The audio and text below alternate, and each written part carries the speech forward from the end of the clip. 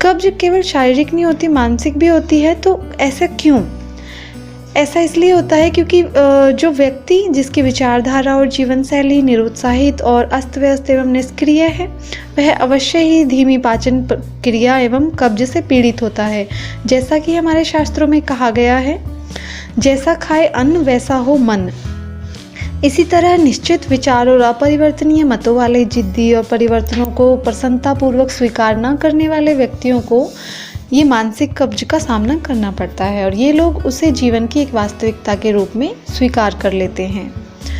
बौद्धिक स्वभाव एवं व्यवसाय वाले व्यक्तियों एवं तथा विद्यार्थियों को प्राय जीर्ण कब्ज या आंतों की क्रियाशीलता में कमी की तकलीफें होती रहती हैं। ऐसा होना स्वाभाविक भी है, क्योंकि वे शरीर की अपेक्षा मानसिक रूप से अधिक क्रियाशील रहते हैं। इसके परिणाम स्वरूप उनकी मानस शक्ति, मानसिक ऊर्जा एवं प्राण शक्ति, शारीरिक ऊर्जा में असंतुलन हो जाता है। इसी कारणवश उन्हें कब्ज जैसी समस्या का सामना करना पड़ता है।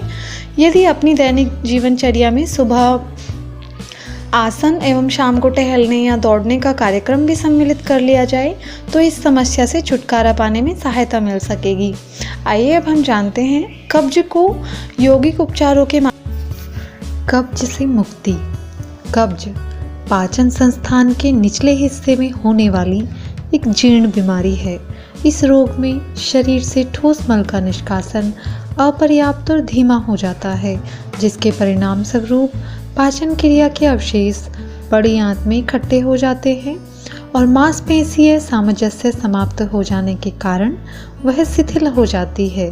जिस प्रकार प्रतिदिन किसी शहर का कचरा दूर न फेंका जाए तो रास्ते बंद होने लगते हैं, ठीक उसी प्रकार यदि आंतों की यह स्थिति लगातार लंबे समय तक बनी रहे तो शरीर के सारे ऊतक एवं कोशिकाओं में इस मल से उत्पन्न विषैले पदार्थ एकत्र होने लगते हैं और शरीर अपने ही उत्सर्जित पदार्थों के एकत्रीकरण से विषाक्त होने लगता है।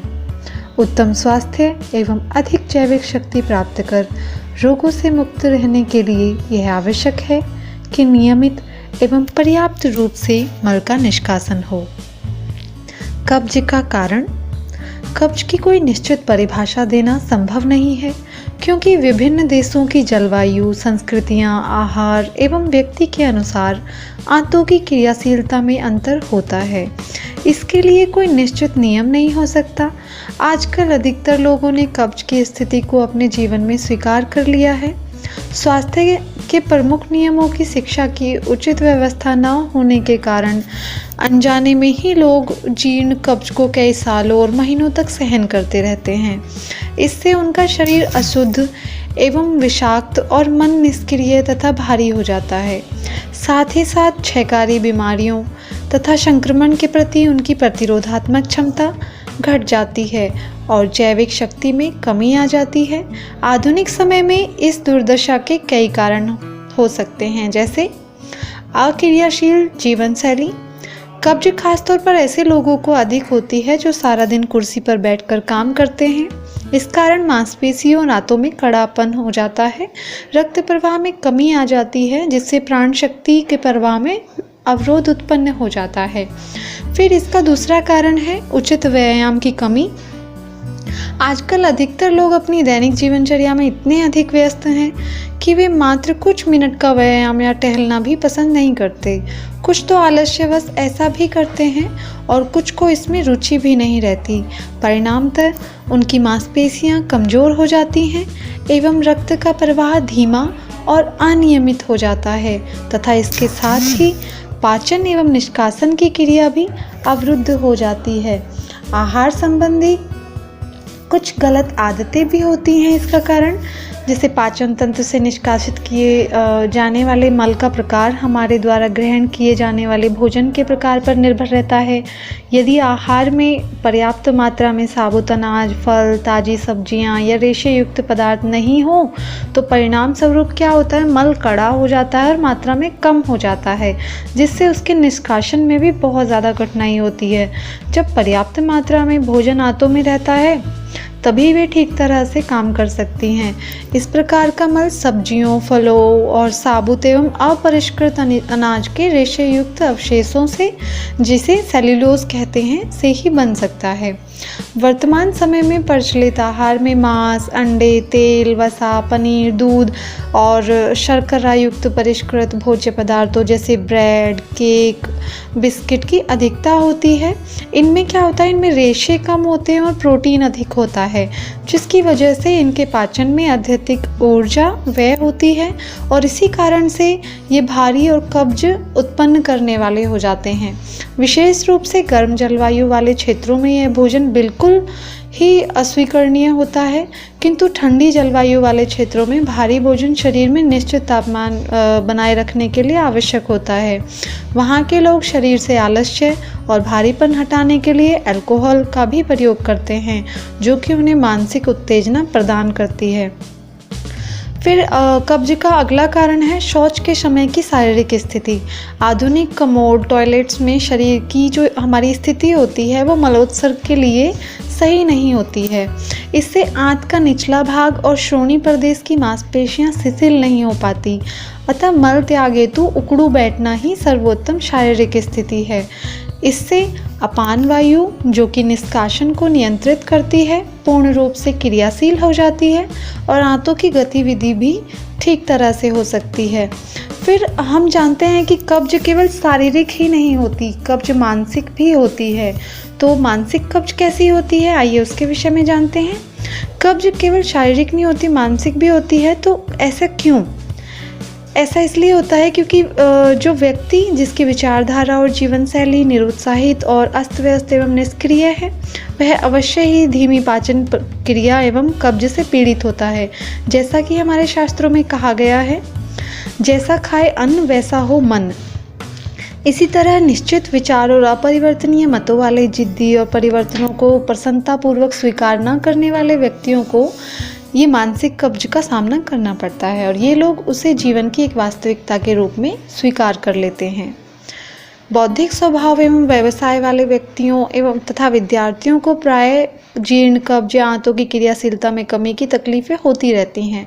ऐसा होना स्वाभाविक भी है क्योंकि वे शरीर की अपेक्षा मानसिक रूप से अधिक क्रियाशील रहते हैं। इसके परिणाम स्वरूप उनकी मानस शक्ति, मानसिक ऊर्जा एवं प्राण शक्ति, शारीरिक ऊर्जा में असंतुलन हो जाता है। इसी कारणवश उन्हें कब्ज जैसी समस्या का सामना करना पड़ता है। यदि अपनी दैनिक जीवनचर्या में सुबह आसन एवं शाम को टहलने या दौड़ने का कार्यक्रम भी सम्मिलित कर लिया जाए तो इस समस्या से छुटकारा पाने में सहायता मिल सकेगी। आइए अब हम जानते हैं कब्ज को यौगिक उपचारों के माध्यम से हम कैसे दूर कर सकते हैं। तो योग की क्रियाओं के अभ्यास, उचित आहार और अधिक मात्रा में तरल पदार्थ लेने से अत्यंत जीर्ण से जीर्ण कब्ज को भी ठीक किया जा सकता है। सबसे पहले हमें सूर्य नमस्कार करना है। प्रतिदिन सूर्योदय के समय 12 आवृत्तियों तक इसका अभ्यास करना है।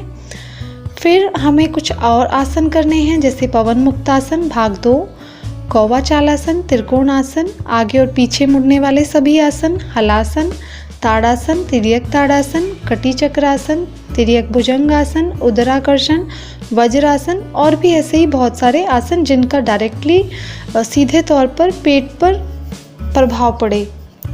अगली वीडियो में हम यौगिक उपचार के सभी आसनों का वीडियो डालेंगे पूरा विस्तृत रूप में। अभी केवल हम इनके नाम बता दे रहे हैं। फिर मामूली कब्ज की स्थिति में क्या है, आसन करने से पहले आप 1 या 2 गिलास गुनगुना पानी पी सकते हैं। फिर हम प्राणायाम करेंगे। तो प्राणायाम जैसे प्रतिदिन कुंभक करना है, महामुद्रा के साथ भस्त्रिका प्राणायाम, उसकी 5 आवृत्तियाँ, सूर्यभेदी प्राणायाम, नाड़ी शोधी और भ्रामरी प्राणायाम, ये सभी प्राणायाम करने हैं। एक एक प्राणायाम की वीडियो डाल देंगे हम, तो आप उसे देख लीजिएगा। मुद्रा एवं बंध, मुद्रा और बंध का भी कब्ज में बहुत ज़्यादा लाभ मिलता है, जैसे योग मुद्रा, अश्विनी मुद्रा, उड्डयन बंध और महाबंध। षट क्रियाएँ करनी होती हैं। षट क्रियाओं में नौली, बस्ती, अग्निसार और मूलबंध। आवश्यकता अनुसार प्रतिदिन प्रातः लघु शंख प्रक्षालन भी किया जा सकता है, लेकिन वो केवल वसंत ऋतु और शरद ऋतु में ही किया जा सकता है, बाकी ऋतुओं में नहीं, यदि अच्छा अभ्यास नहीं हो तो। पूर्ण शंख प्रक्षालन उचित मार्गदर्शन में ही करना चाहिए। फिर ध्यान कर सकते हैं, ध्यान में ओम का ध्यान कर सकते हैं और अंतर्मौन। आहार कैसा लेना चाहिए, ये सबसे इम्पोर्टेंट है। अपने दैनिक आहार में से सभी प्रकार के शर्करायुक्त पदार्थों को हटाकर उनके स्थान पर फल, सब्जी, अधिक मात्रा में सलाद, अंकुरित और साबुत अनाज एवं सूखे मेवे जैसे अंजीर और आलू बुखारा इत्यादि लें। आलू बुखारे के पाचन के पश्चात जो अवशेष बचता है वह आंतों की मांसपेशियों की क्रियाशीलता बढ़ाता है। सूखा या कम तरल भोजन खाना चाहिए, क्योंकि यदि भोजन सूखा हो तो लार के साथ मिलकर संतृप्त रहेगा, जिससे आंतों को चिकनाहट मिलेगी। इससे पाचन संस्थान क्षारीय हो जाएगा और पाचन में तीव्रता आएगी। कुछ सुझाव भी हैं, जैसे दिन में जितनी बार खाना खाया जाए उसके अनुसार ही प्रतिदिन पेट साफ होना चाहिए। आंतों की आदत बनाने के लिए प्रतिदिन निश्चित समय पर शौच के लिए जाना चाहिए। प्रत्येक बार भोजन के पश्चात कुछ संतुलित व्यायाम भी करने लाभदायक होते हैं। कभी भी भोजन के तुरंत बाद लेटना या सोना नहीं चाहिए। इसके स्थान पर कुछ समय तक वज्रासन में बैठें या फिर थोड़ी देर टहलें। अधिक मात्रा में पानी पिएं। दिन भर में कम से कम 8 से 10 गिलास पानी पीना चाहिए। सुबह उठते ही 2 से 3 गिलास सादा पानी पीकर आप मलमूत्र विसर्जन के लिए जा सकते हैं। फिर उसके पश्चात आसन करें और कुछ देर टहलें तो भी आपका पेट साफ हो जाएगा। तो ये सभी हमने कब्ज के विषय में जाना। धन्यवाद।